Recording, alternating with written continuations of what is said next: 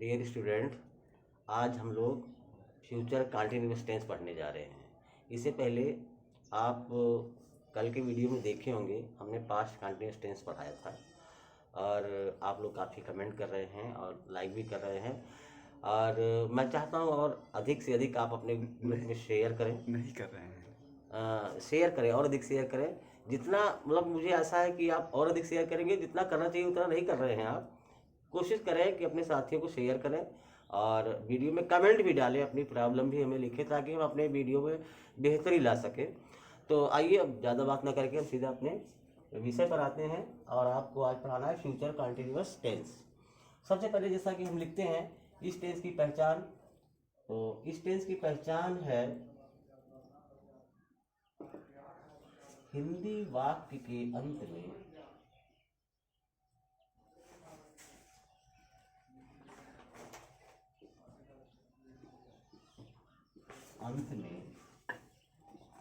हिंदी वाक्य के अंत में।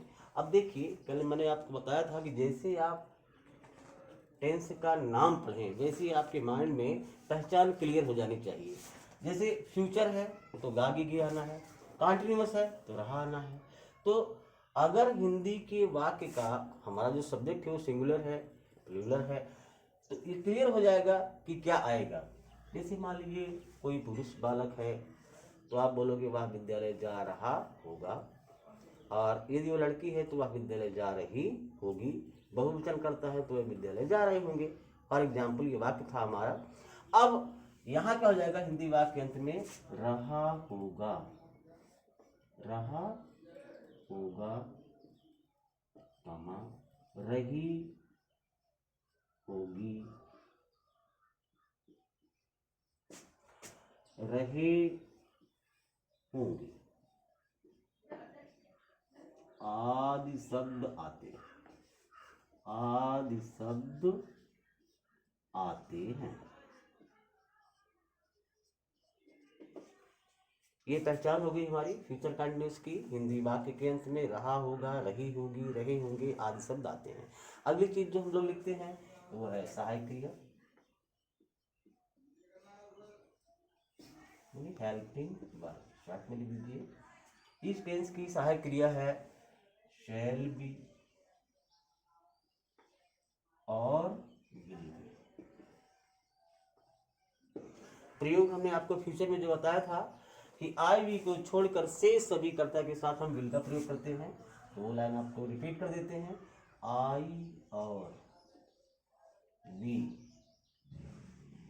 को छोड़कर शेष सभी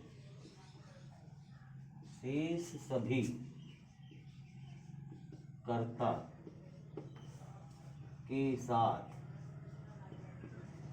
विल का प्रयोग किया जाता है।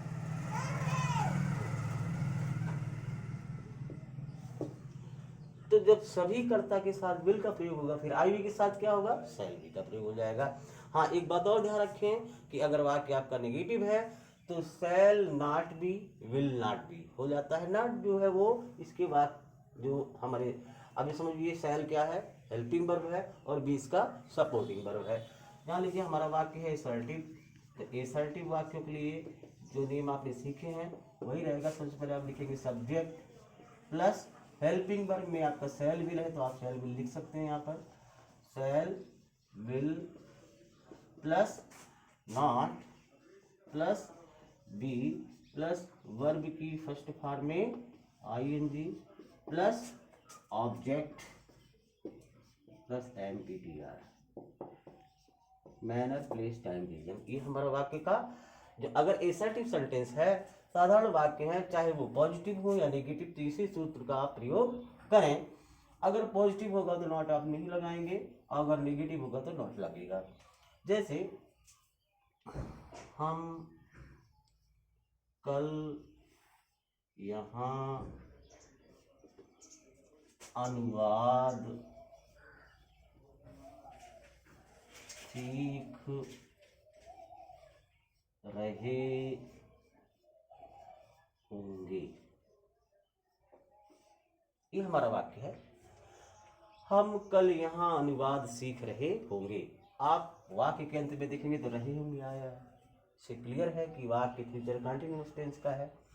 नियम और एसर्टिव है, एसर्टिव का अफर्मेटिव है या पॉजिटिव है। और सबसे पहले सब्जेक्ट क्या है, हम की इंग्लिश में हो जाएगी वी।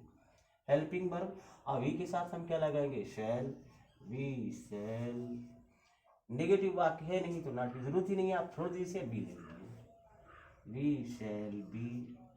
अब वर्ब की फर्स्ट फॉर्म में एनजी लगाना है। वर्ब क्या हो रही है, सीख रहे होंगे, ये आपका वर्ब है। We shall be learning, we shall be learning.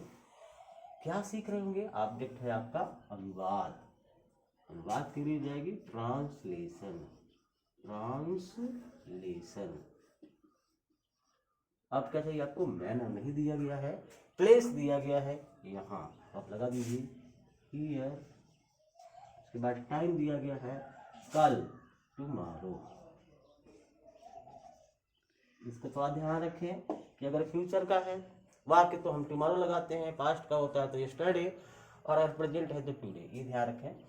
अगर वाक्य यही नेगेटिव होता तो क्या करते हैं आप, वी शैल नॉट, यही नॉट लग जाता है, we shall not be learning translation here tomorrow.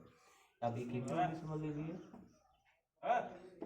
अगर वाक्य हमारा इंट्रोगेटिव है तो हम क्या करेंगे, ये सब्जेक्ट और हेल्पिंग वर्ब में थोड़ा सा चेंज करेंगे। पहले आप लिखेंगे हेल्पिंग वर्ब, हेल्पिंग वर्ब आपकी शैल विल है, helping verb plus subject plus not plus supporting verb.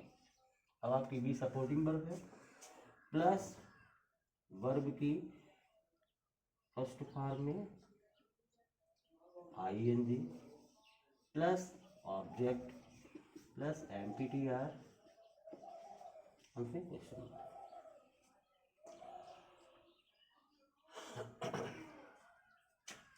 वाक्य लिखिए,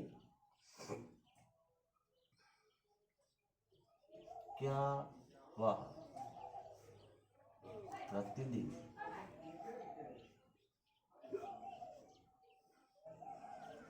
इसी तरह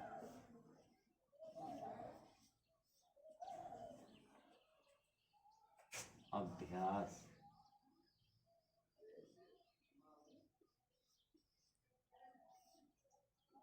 करता रहेगा। ध्यान दीजिए, क्या वह प्रतिदिन इसी तरह अभ्यास करता रहेगा या कर रहा होगा। ध्यान दीजिए, वह सब्जेक्ट है, इसके लिए हम लगाएंगे विल। हेल्पिंग वर्ब आपकी पूरी हुई। अब आपको सब्जेक्ट चाहिए, सब्जेक्ट है वह विल ही। अब नॉट, नॉट है नहीं हमारे वाक्य में, छोड़ दी विल ही। अब सपोर्टिंग वर्ब, सपोर्टिंग वर्ब है भी, विल ही भी। करता रहेगा, कर रहा होगा, डू, डू माने करना होता है, लगा लीजिए doing, will he be doing. अब ऑब्जेक्ट क्या कर रहा होगा, अभ्यास, अभ्यास नहीं लीजिए प्रैक्टिस, ठीक है।